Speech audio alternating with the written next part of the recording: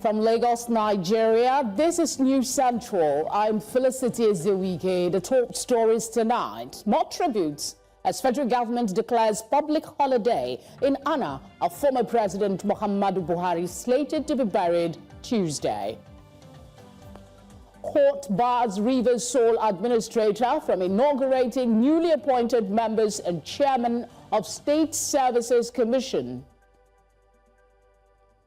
President Trump threatens severe tariffs against Russia if no ceasefire deal is reached with Ukraine within 50 days. In business, Nigeria's oil marketers and industry stakeholders back proposed sale of refineries. In sports, Nigeria Super Falcons on course for Mission X ahead of Friday's quarterfinal clash against Zambia's Couple Queens. A warm welcome. Tonight begins now.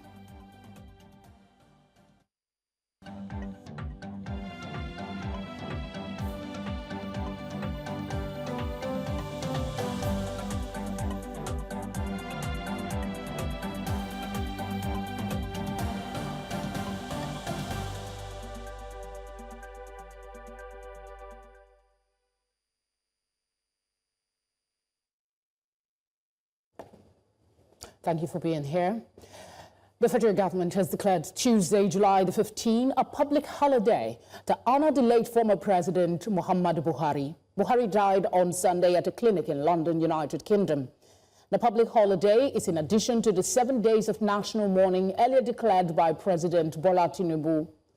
Olubunmi Tunji-Ojo, Minister of Interior, announced the break in a statement released on Monday through the ministry's permanent secretary, Magdalena Jani.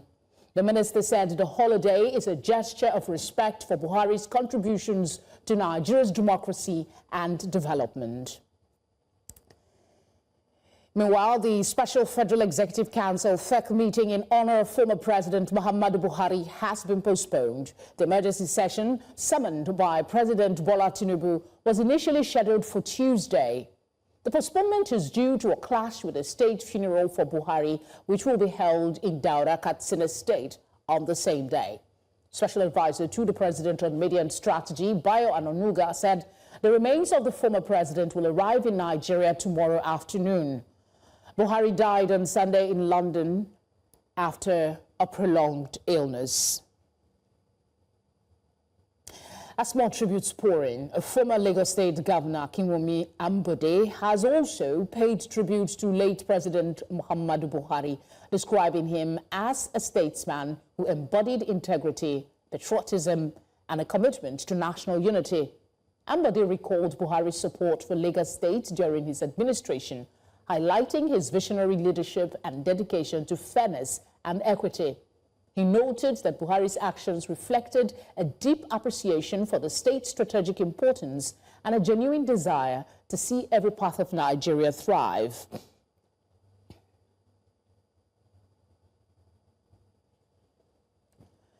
Meanwhile, Governor Diko Rada of Katsina State has announced that the late ex-president Muhammadu Buhari will be buried at his hometown in Daura on Tuesday. The governor stated this while briefing newsmen on Monday at the government house in Katsina.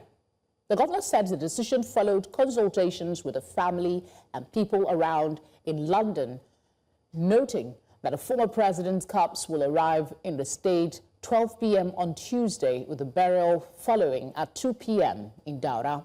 Governor Rada condoled with the family of the late president and people of Katsina State and Nigeria. He has since arrived in Daura, leading a delegation of top state government officials on a condolence visit. So far, former Ogun State Governor Ibukunle Amosun and former Governor Nasir El-Rufai of Kaduna State have joined other mourners at the late president's house in Daura.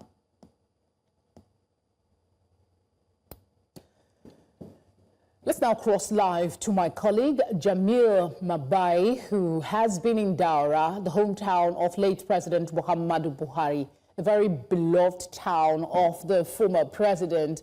Thank you for joining us tonight. Talk to us about the preparations ahead of tomorrow's burial. What is the general mood like?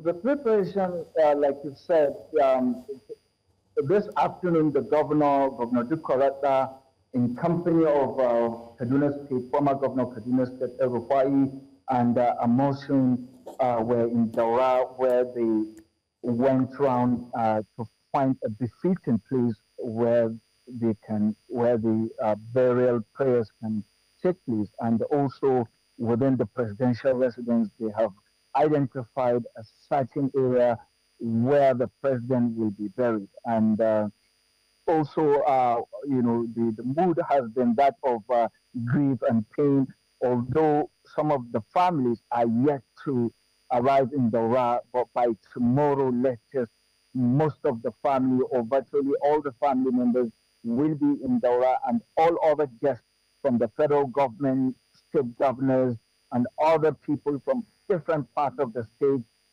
different states will troop into Daura. So tomorrow is going to be a very busy day. The city or the local government Daura is going to go agog. And also the governors highlighted that two presidents from two other countries have confirmed that they will be coming for the burial, but he did not mention the name of the president that will be joining the burial ceremony. And also, he confirmed that President Bola Ahmed Tinubu will also be there, at the burial ceremony. So it's been a lot of preparation for the state government in collaboration with the federal government, and also with security personnel walking around the clock to ensure safety of the people, and with the kind of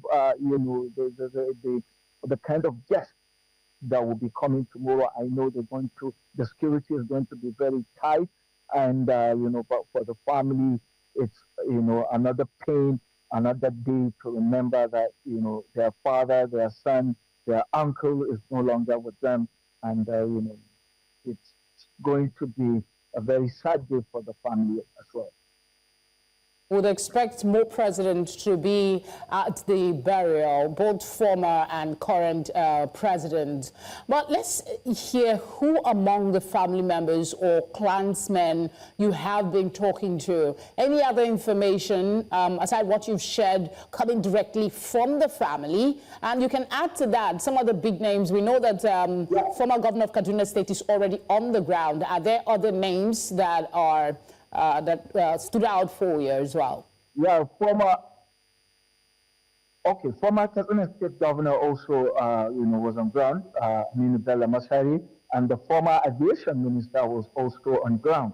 And we were able to have an exclusive interview with one of the eldest, I think, sister to the late president, whom she called on Nigerians to please forgive her brother. And why the call? Because some certain people have been saying all sorts of negative things, maybe on the president, and she says he's finally dead. She's calling on everyone, every Nigerian that must have been hurt by the president.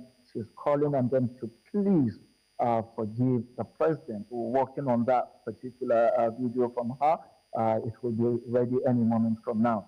So far, this is what we have. And tomorrow, that's when we will get to interview all the VVIPs that will be around, some of the governors, the ministers, the family members that are close, both close family members and, extended family members. We'll get to interview and talk to them tomorrow. Jamil, thank you for the coverage. I expect we'll get further information tomorrow in the course of the burial. Do stay safe as you cover the burial of the former president. We continue the conversation now on the life and times of former President Muhammadu Buhari, and joining me to do that is policy analyst Dr. Boniface Chezie, as well as journalist Majid Jamil. It's a pleasure to have you both here tonight. We only have Dr. Boniface for now. As soon as Majid joins in, we'll bring him into the conversation. You heard my colleague as to the presence already in Daura, and of course there's been a lot of tribute through the day since the news broke. Some have described the late president as a unifier. How do you describe him?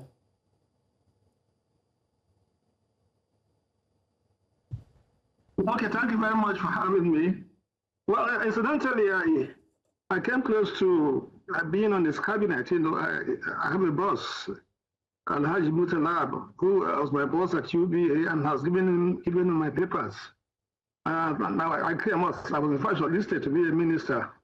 And in fact, when Kachugu had some issues with them and then was going to be removed, I was also headhunted to be his replacement. So I fairly have, but I haven't been close to him.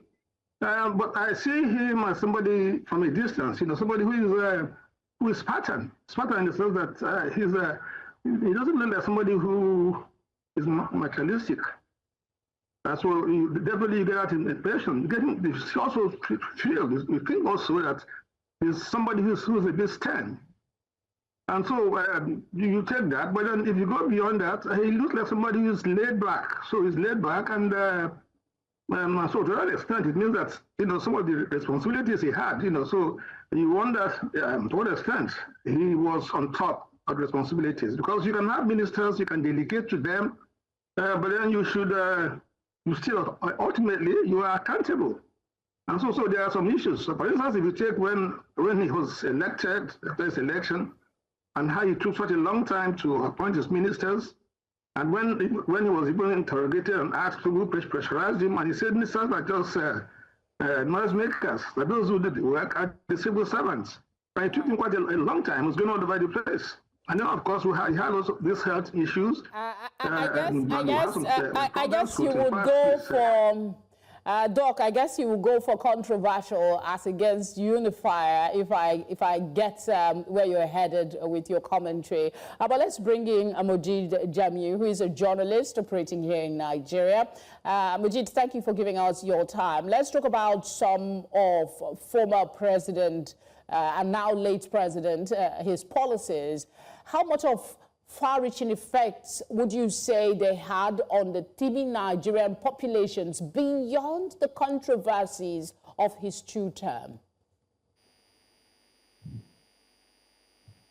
Yeah, I pray that Almighty Allah grant Muhammadu Buhari Al-Jannah Firdaus and give the family and Nigerians the fortitude to bear the loss. He did his best for Nigeria, no doubt. He was, one of the two lucky Nigerians to have had that kind of opportunity of leading Nigeria as a military dictator and also as a civilian elected president. The other person is Olusegun Aremu Obasanjo. So for Buhari, yes, it meant well for Nigeria. But it gave so much latitude to some people he trusted, ended up messing up. I give an example of somebody like Emefiele, who he trusted so much, but then we have seen what has been happening to Emefiele. Buhari is somebody who believes that, yes, if I appoint you, you should be able to operate in that space with little or no supervision. So, but then some of them took advantage of that and actually messed up. Another person is the aviation minister, Adi Serika, who went to paint a plane, Ethiopia airline plane, and brought it to Nigeria for display at huge costs, and say that one is Air Nigeria or Nigeria Air, whatever. So in those areas, yes, we could say his supervision was curious how that matter seemed to himself. Yeah, Majid, sorry to interject, but it's just curious how that matter seemed to have just slid under the carpet. We're not hearing, you know, how much of an investigation is going to that failed Nigeria project during his time. But let me come back to Doc and just ask, you are an economic expert. Is there an economic legacy in his democratic era as leader that you can pinpoint? I mean, during his military era, we know about war against indiscipline. What slogan do you think will come to mind when you think of former President Buhari's legacy economically? Well, I think that what you can say for him is the fact that he was very concerned about people's welfare. He was very conscious. It's not that we all know that subsidy was a problem. Subsidy was being misapplied. And there were some issues with it in terms of transparency with subsidy, but he didn't want to touch it. You know, so he didn't touch it, and he carried subsidy until his last day in office because he knew certainly what was going to happen. And so when this government came on board and they moved subsidy, and we all see what we are going through. So he did that. So he had some fellow feelings, and he knew and was be careful about you know, the results his policies would have on the citizenry. And so you float the naira like we did, and there's no market for naira in Nigeria. So you float the naira, and now it's going to crash. If naira crashes, you know, so you're going to have what you have today. And if, for instance, we do not pull back, you know, from the brink, by now, I mean, I don't know if this country will still be there, because the crisis that was looming then, you know, something unbelievable. We have been to commit suicide and so on and so forth. The hardship in the land, and so it's a good thing that they pulled back. And then whether in fact we're going to be able to get things corrected, that's another matter. So I think that his legacy, you can say he should concern, but then you cannot look at his policies from where I am and say, well, definitely this is where, because he was consumed with insurrections and so on and so forth. You know, we all thought that given his background as a military person, I was going to be able to solve the banditry, you know, Boko Haram and so on and so forth, but it got worsened, you know, under his dispensation. I'm not quite sure if I'm going to get to Hamas crashes. Doc, I want to move to Majid and just ask about we have a new administration on the ground. He was the previous administration, and there were concerns about his long absence during his presidency. We've had some of that seen in this new administration. What are some of the lessons you would ordinarily hope that his time in office, considering that this current administration, majority of them worked with him, were fellow politicians like him in his time, what lessons do you think they would be taking from his time on the throne? As we have seen, Warri was able to remove subsidy at the wee hours of his administration. I left that baggage for Tinubu to deal with, and Tinubu took that bold step on day one of his assumption of office, removed subsidy. And it was, I mean, he's been battling with that. Removal of subsidy, yes, has stabilized the petroleum sector to some extent. And for a very long time in Nigeria, you see that states are not finding it difficult to pay salaries any longer. And also, I mean, you have seen some states now paying arrears of pension of civil servants. It's all thanks to the removal of subsidy. But then there can't be any pain without no gain. There can't be any gain without no pain. Yes, we expect that things will still get better. Some of the policy thoughts of the Buhari administration are being jettisoned by the Tinubu administration, especially the flotation of the naira. Buhari was able to cushion effects of the naira exchange by using the naira, using our foreign reserves to defend the naira. But under Tinubu, that is from where you are looking at the optics, Majid. A lot of persons will argue with you on that score, that however great his policies may be, the impact is not as, you know, it's not as positive for Nigerians, the ordinary Nigerian on the streets, and he needs to step up. But gentlemen, that's where we can, I mean, that's how much we can take for now. Thank you so much for giving us your time. Thank you very much. Thank you for having us. Coming up tonight, Taiwan seeks improved diplomatic ties with Nigeria. This story and much more after the break.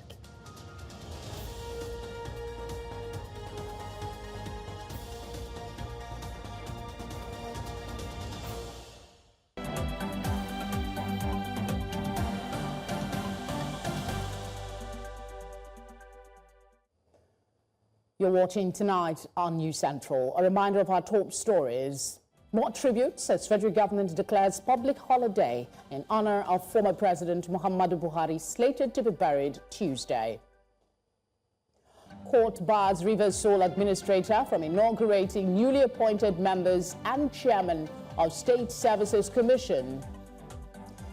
And President Trump threatened severe tariffs against Russia if no ceasefire deal is reached with Ukraine within 50 days. Now, let's tell you that Taiwan has expressed its desire to strengthen diplomatic ties with Nigeria, lauding President Bola Tinubu's recent state visits to St. Lucia as a landmark step in expanding Nigeria's global engagements. Taiwan's representative and head of mission in Nigeria, Andy Liu, commended Tinubu's outreach to the Caribbean nation, describing it as visionary and comparable to Taiwan's long-standing diplomatic relationships in the region. He noted that Taiwan maintains full diplomatic relations with St. Lucia and 3 other Caribbean nations, with embassies actively engaged in bilateral cooperation. I'm now joined in the studio by the chief of Taiwan, I think that is Taipei Trade Office in Nigeria, Andy Liu. We were having a conversation. Thank you very much for being here, by the way. We were having a conversation just before you came in, and then you said it's same thing as the mission of Taiwan in Nigeria. Could you explain that briefly? Okay, thank you so much for having me on this very prominent TV station and also your show. It's quite important for me to come here today because during your national mourning period of the time for the passing of your former president, Muhammadu Buhari, and our hearts are with Her Excellency, Madam Aisha Buhari, and also the family. And the second thing I have to emphasize, and thank you for mentioning that, because our heartfelt congratulations for His Excellency President Bola Tinubu's successful state visit to St. Lucia in the Caribbean region. And St. Lucia happened to be one of our diplomatic allies of Taiwan in that region, together with 3 others. So that means we have had a diplomatic allies in that area. Besides from the area, we still have some others. That means quite a few countries in the world still formally recognize Taiwan, our own country, as a sovereign state and fully independent. That means we belong to no one, but only our own sovereignty under our own constitution. So in the name of Taipei Trade Office in Nigeria, that is the official name given by your government. But actually, Taipei is our capital city. So capital city of Taiwan, so we represent only the interests of Taiwan, and only me, myself, and my mission representing Taiwan government in Nigeria. So this is a very practical and very flexible way and very creative way, actually created by the Nigerian government in the 1990s. Okay, I want to take from your statement on the St. Lucia visit. I mean, it was, you were full of commendation for the president, and you said that you are hoping that Nigeria's engagement with St. Lucia would create further opportunities for joint humanitarian and economic collaboration. Could you expand a little on this? And there is specific kind of diplomatic relations you're looking for. Okay. For political reality of international society, because Nigeria and China had already had diplomatic relations, so that it may be difficult for Nigerian government to have a formal tie with Taiwan. But it doesn't hamper that Nigerian government still have a mission in Taiwan and our mission in Nigeria in a practical way. That it means both governments established already have very practical and substantial relations. But because of President Tinubu's very courageous and visionary state visit to St. Lucia, it demonstrates that both Nigeria and Taiwan already have a common sense and consensus of promoting economic, trading, and collaborative kind of effort in the Caribbean region. Your country have a deep-rooted relation of diaspora in that region because African descendants had moved there centuries ago. But now, President Tinubu had made a courageous and historical visit to that region. That means his 4D doctrine of democracy, development, demography, and diaspora had really implemented into his own diplomatic move. But Taiwan had already have diplomatic relations with St. Lucia, and we have established our embassy, we have established our economic, agriculture, so you want to there. ride on this visit Yes. and encourage better collaboration. But then, this visit was not all rosy. No. The output of it, at some point, there were concerns. The amount that is being paid to doctors in St. Lucia and the amount that is being paid here in Nigeria is not exactly, comparable. And then the scholarship issue, there's been some concern. Are you willing to pitch your proposition, even on the face of unpopular reception to some of his actions there at St. Lucia? Yes, because we have our medical mission in St. Lucia, operating more or less like any other country that have medical or agriculture mission there to help the St. Lucia society to build their own capacity of medical services. So if Nigeria would like to talk to us in terms of training, in terms of providing good welfare for the St. Lucia medical practitioner to educate themselves, to develop themselves, then we can have a joint program in St. Lucia.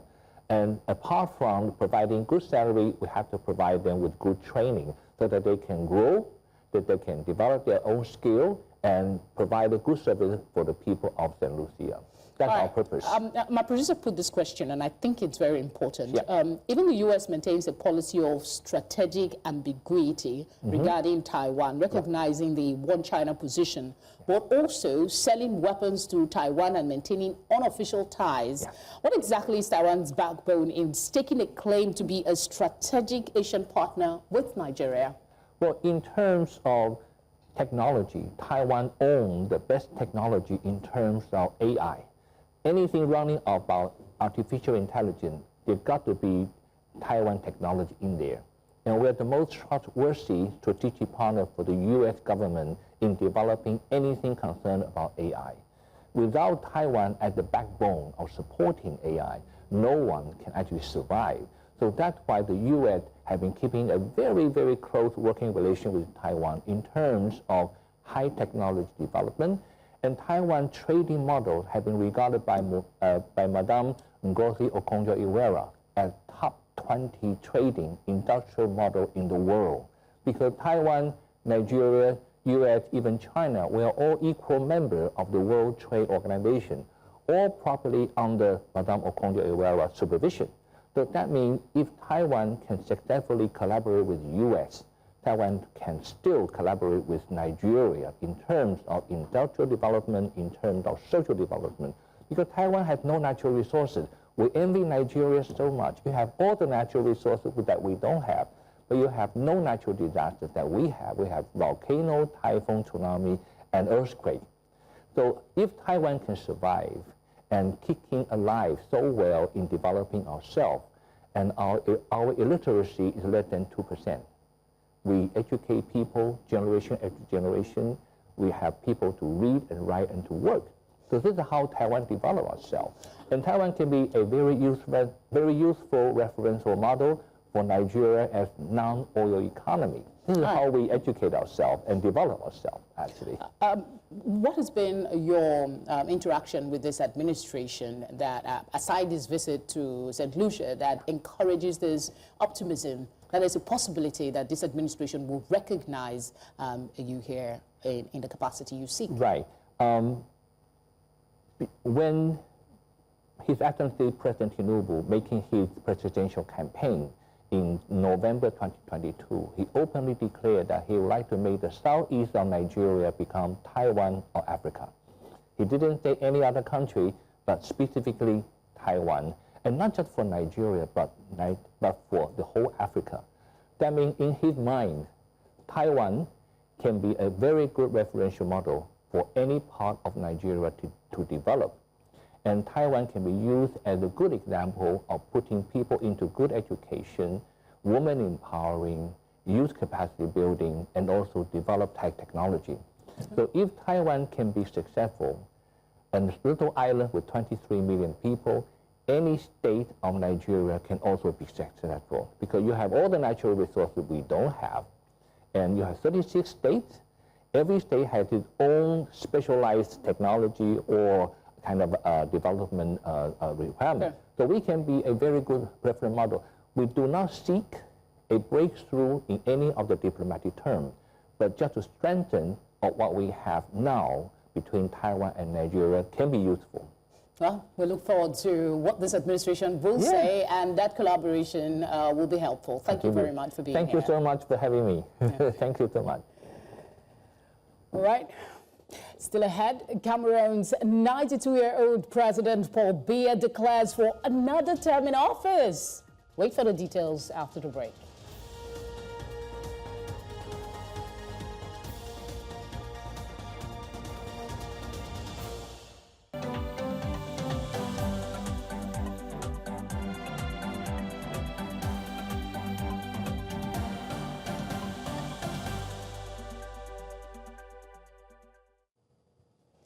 Thank you for being here. Outside our shores, Cameroon's President Paul Biya has announced plans to run for an 8th term in this year's presidential election on October 12. Biya, who is 92 years old, is the world's oldest serving head of state and is seeking a new term that could keep him in office until he is nearly 100.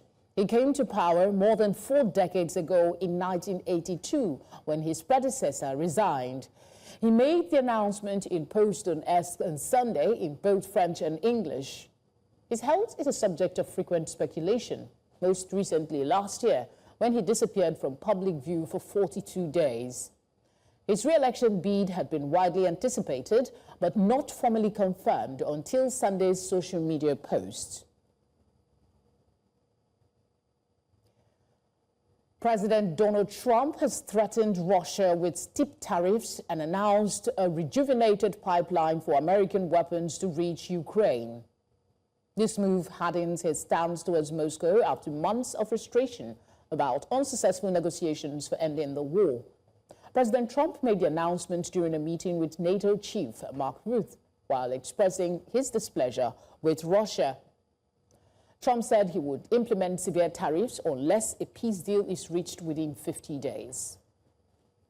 One of the reasons that you're here today is to hear that we are very unhappy, I am, with Russia. But we'll discuss that maybe a different day. But we're very, very unhappy with them, and we're going to be doing very severe tariffs if we don't have a deal in 50 days. Tariffs at about 100%. You'd call them secondary tariffs. You know what that means. Tonight returns with business, sports, and entertainment news. Stay with us.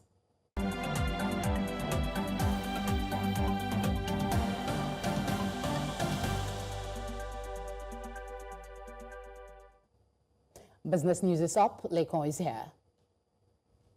And of course, I will be telling you about Nigeria's downstream sector, even as players have come around to say that truly the refineries, state-owned refineries, should be sold. So I'm going to tell you more about this after this time out.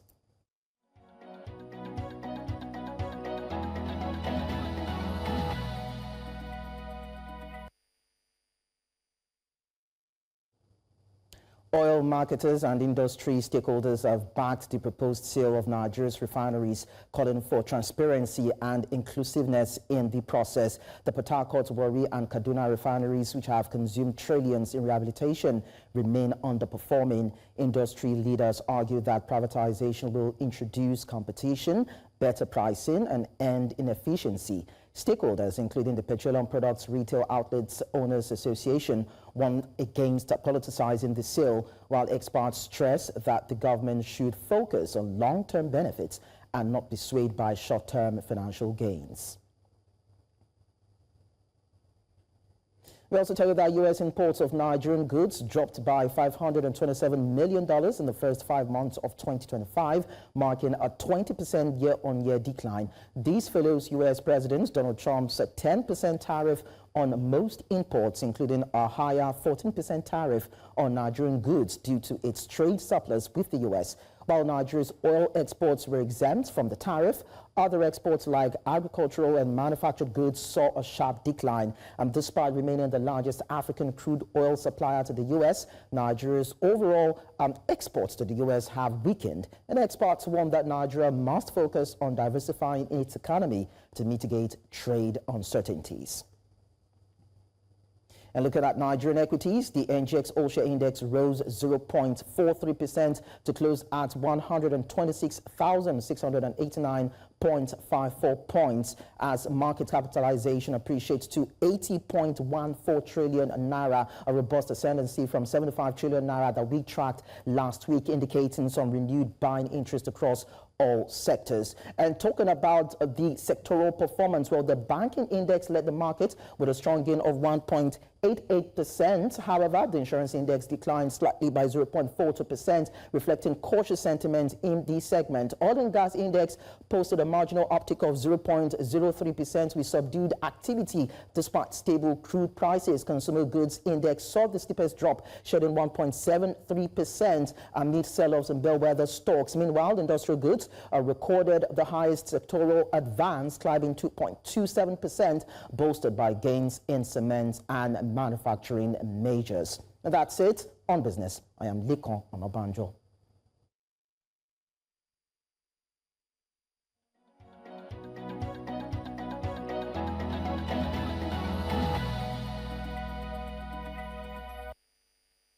Up next is sports.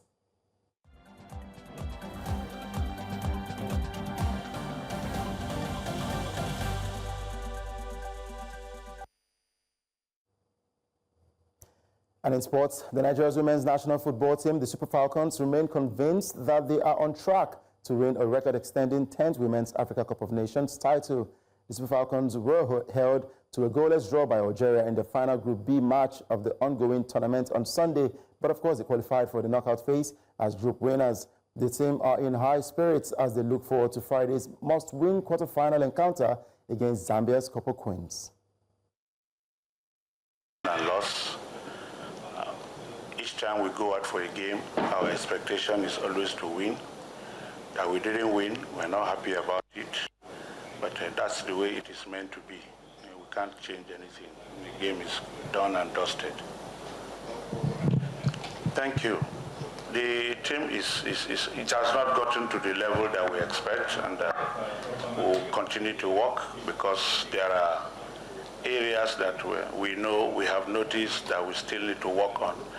And with every game you play, there will always be errors and things that you will notice and you want to improve on your team. Yeah, like for today's results, you know, in football, you don't expect it. Whatever you see, you just take it like that. But we know against Zambia, we're going to come all out. Now, former Super Eagles defender and 1980 Africa Cup of Nations winner Kadri Kana is fighting for his life at Iroa Specialist Teaching Hospital in Auchi, Edo State, Nigeria, where he was transferred for emergency blood transfusion and intensive medical care.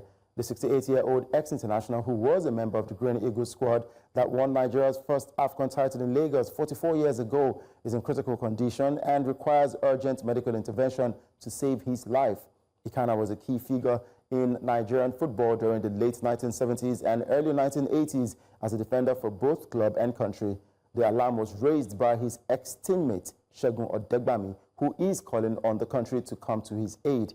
The football community is still mourning the death of former Super Eagles goalkeeper Peter Rufai, who passed away 2 weeks ago at the age of 61 after a brief illness. Now, former Mamelodi Sundowns and Wydad Athletic Club head coach Rolando Mokoena has been named as the new coach of Algerian League One champions Mouloudia Club d'Alger, ending weeks of speculation as to where the 38-year-old would work in the 2025-2026 season. His move to Algiers follows one season with Moroccan outfit Wydad Casablanca. He left after finishing third in the National League and failing to qualify for the CAF Champions League. He joins MC Alger, who won the league last season after amassing 65 points from 19 wins, 8 draws, and suffered only 3 defeats. Mokoena will prepare the team for the CAF Champions League slated to kick off in September. And for flag football, the International Federation of American Football is formulating the qualification procedure for flag football's first Olympic appearance in 2028, and officials hope U.S. teams will have automatic entry for their home games. Federation President Pierre Trochet says the Federation was in discussions with the International Olympic Committee on the qualifying path for 6 men's and 6 women's teams. The new Olympic sports received a boost when the NFL gave the green light for its players to participate, and Trochet said the Federation hoped they would be granted entry to the tournament as hosts. And that's a wrap on Sport Updates. I am Udoka Njoko.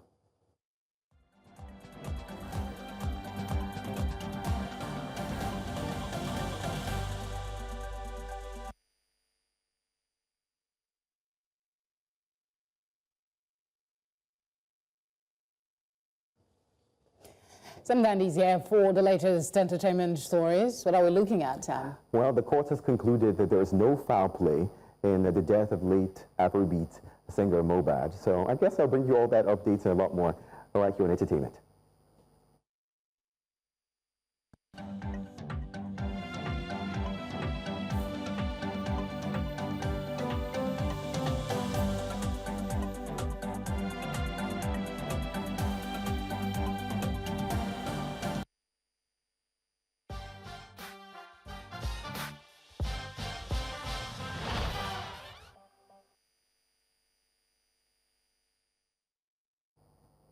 In entertainment, the Lagos State Coroner's Court has concluded its inquest into the death of singer Mohbad, officially ruling out foul play and confirming that there was no evidence of homicide. However, the court found the auxiliary nurse, Faye Ogedengbe, guilty of gross negligence for administering an unauthorized injection that allegedly triggered the fatal reaction. The court also criticized Mohbad's wife for opting for home treatment and his father for the rushed burial without an autopsy.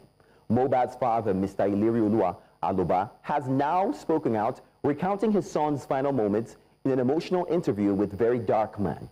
He claimed he was denied immediate access to the house, later discovering a blood-stained duvet and learning the body had been embalmed without his consent. With public interest reignited, the court has recommended the DPP press charges against the nurse, raising new questions about accountability in Mohbad's tragic death.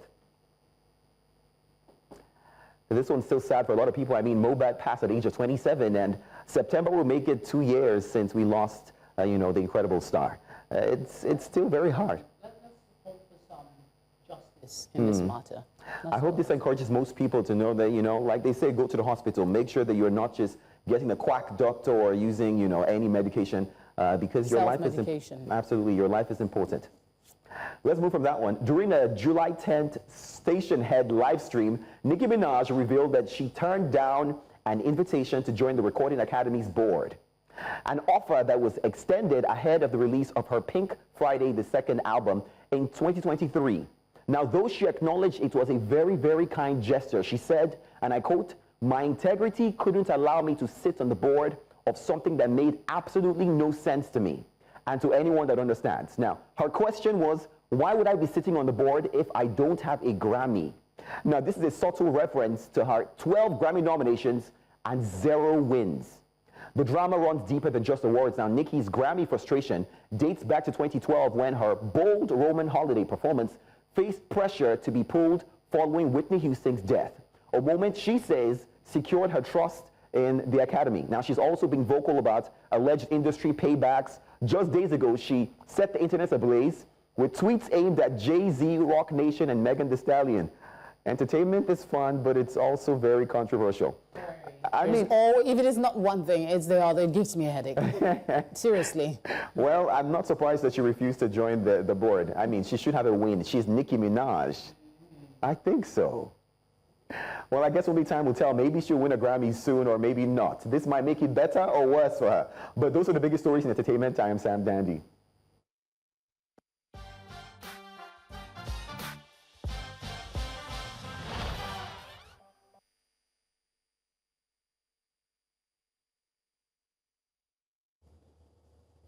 That's where we wrap things up tonight. But before we go, a quick reminder of our top stories. More tributes as federal government declares public holiday in honor of former President Muhammadu Buhari, slated for burial Tuesday.